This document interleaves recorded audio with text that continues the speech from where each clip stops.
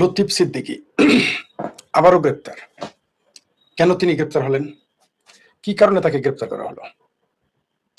এর আগে তাকে গ্রেপ্তার করা হয়েছিল কি কারণে আপনারা জানেন? সেইখানে তিনি নাকি মুক্তিযোদ্ধাদের একটা বিষয়ে প্রোগ্রাম ছিল মুক্তিযোদ্ধাদের নিয়ে। সেখানে তিনি উপস্থিত হওয়ার কারণে তাকে গ্রেপ্তার করেছিলেন এবং বেশ কয়েক মাস জেল খাটার পরে তাকে আবার মুক্তি দেওয়া হয়েছিল।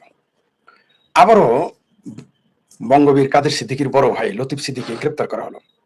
বৃহত্তর ময়মনসিংহ জেলার সিংহপুরুষ লতিফ সিদ্দিকী, তাকে হঠাৎ করে কেন গ্রেপ্তার করলো?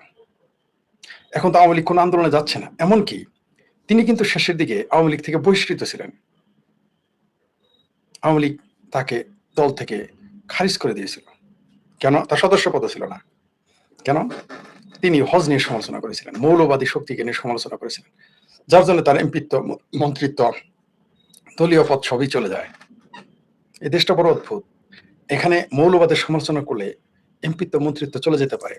তার আরেকজন ছিলেন, সেটা হলো মোরাদ হাসান এমপি। তিনি আমাদের সরিষাবাড়ির আসনের এমপি। তিনি বলেছিলেন ৭২ সংবিধানে ধর্মনিরপেক্ষতা থাকতে হবে, রাষ্ট্র ধর্ম ইসলামকে তিনি প্রশ্ন করেছিলেন। তার জন্য দেখলাম শুধু বিএনপি না, জামাত, হেফাজত না, চর্ম নাই, চামড়া নাই, পীরেরা নয়, এমনকি আওয়ামী লীগেরা তার সমালোচনা করতো। যদিও বাংলাদেশ আওয়ামী লীগের ৪ মূলনীতির অন্যতম একটা হলো ধর্মনিরপেক্ষতা। সেখানে রাষ্ট্র ধর্ম ইসলাম স্বীকৃত নয়, কিন্তু তারপরেও এমপি মুরাদ হাসানকে সমালোচনা করা, যাই হোক সেটাও বাদ দিলাম, আমরা ওইদিকে যাচ্ছি না। লতিফ সিদ্দিকীকে গ্রেপ্তার করা হলো কি মামলায় জানেন? শাপলা চত্বরের মামলায়। শাপলা চত্বরের এই যে আমাদের হেফাজতে ইসলাম, তারা আসছিল সেদিন সরকার দখল করতে।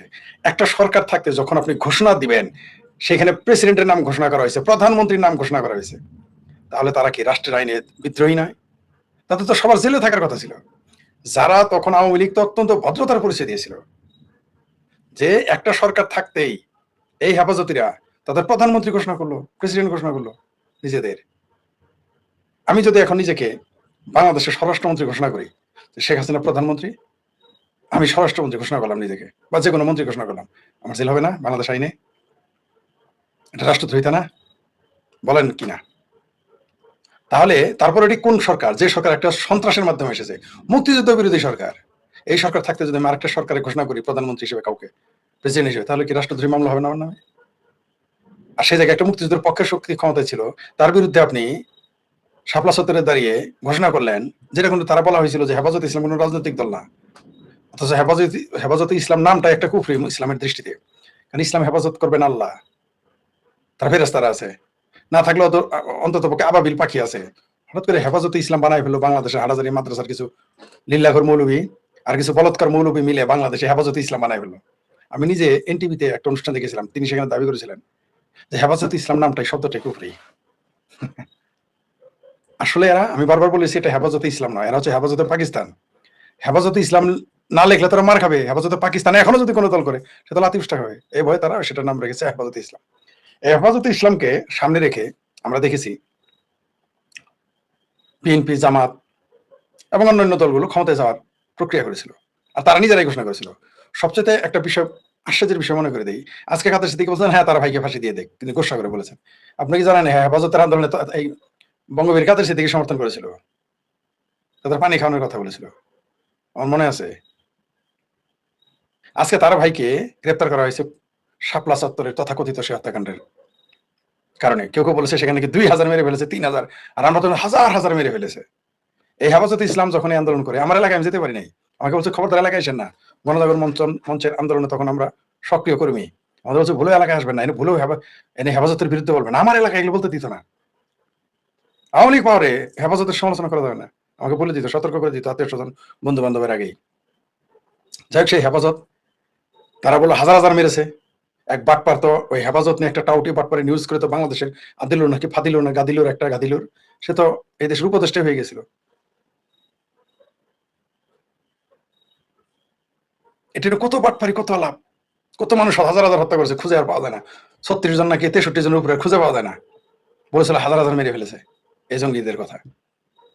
হেফাজত ইসলাম হলো বাংলাদেশের কট্টর মৌলবাদী সংগঠন, যারা এই দেশের গণতন্ত্র মানে না, যারা এই দেশের স্বাধীনতা মানে না, যারা এই দেশের সংবিধান মানে না, এই জঙ্গিবাদী সংগঠন। তারা সেখানে তৎকালীন সরকার তাদের সরিয়ে দিয়েছে, সরাসরি তারা রাষ্ট্র নিজেদের প্রধানমন্ত্রী ঘোষণা করেছে, স্বরাষ্ট্রমন্ত্রী ঘোষণা করেছে, তাদেরকে সরকার সরিয়ে দিয়েছে। এটা বিরাট অপরাধ হয়ে গেছে।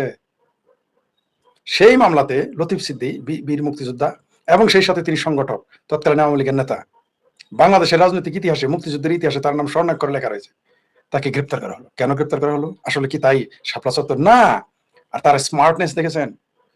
একেবারে বীরের মতো তিনি যে স্ট্রেইট কিভাবে চলতেছেন, এটা হচ্ছে নেতা। থোড়াই কেয়ার করেছেন। তিনি কি বলেছেন? আমাকে ফাঁসি দিয়ে দেন। কেন বলেছে? বলার কারণ হলো যে তারা যে বাটপাড়িটা করেছে, তারা যে প্রতারণা করেছে, সেটাকে তিনি সরাসরি চ্যালেঞ্জ করেছেন। ফাঁসি দিয়ে দেন। কেন জানে যে বিচার কি রায় হবে, ভালো করে জানে। এই লতিফ সিদ্দিকীর আসল অপরাধ কি? কি কারণে তাকে গ্রেপ্তার করা হলো? তার আসল অপরাধ হচ্ছে আসল অপরাধ হচ্ছে তিনি মুক্তিযুদ্ধের পক্ষের। তিনি মুক্তিযোদ্ধা ছিলেন এবং সেই সাথে সংগঠক। এটাই তার আসল অপরাধ।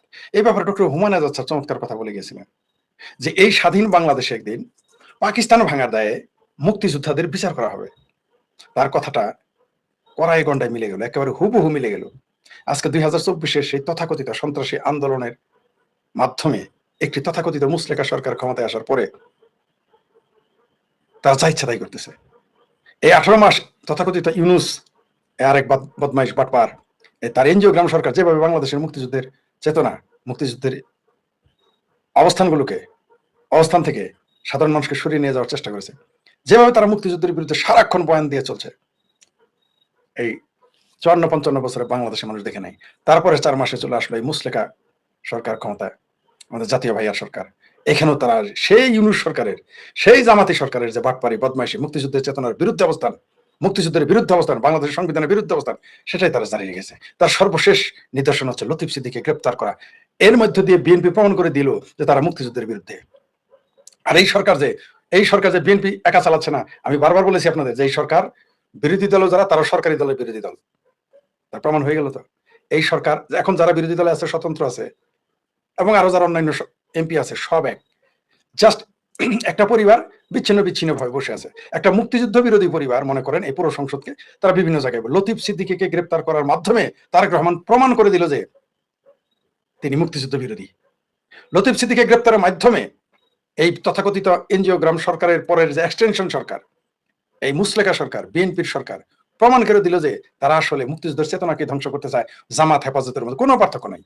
যারা লজ্জায় জামাত করতে পারে না, লজ্জায় হেফাজত করতে পারে না, তারা গিয়ে বিএনপি হয়, কথাটা এখন দিনে দিনে সত্য প্রমাণিত হচ্ছে। 32 নম্বর যে বিল্ডিংটা ভেঙেছিল, যে বাড়িটা ভেঙেছিল, যে স্মৃতি লতিফ সিদ্দিকী গ্রেপ্তার হওয়া নিয়ে গুরুত্বপূর্ণ তথ্য দিল শেখ ফরিদ বলে মনে করা হয়, সেটাকে ভেঙেছে কারা? আমরা দেখলাম পর্দার অন্তরালে জামাত, সামনে এনসিপি, সামনে বৈষম্য বিরোধী তথা ন্যাশনাল কটকটি পার্টি, আমার ভাবির ছেলেরা, পাশাপাশি বিএনপি। কিন্তু আসলে এখন বোঝা গেল যে সম্মিলিতভাবে তারা এটা করেছে।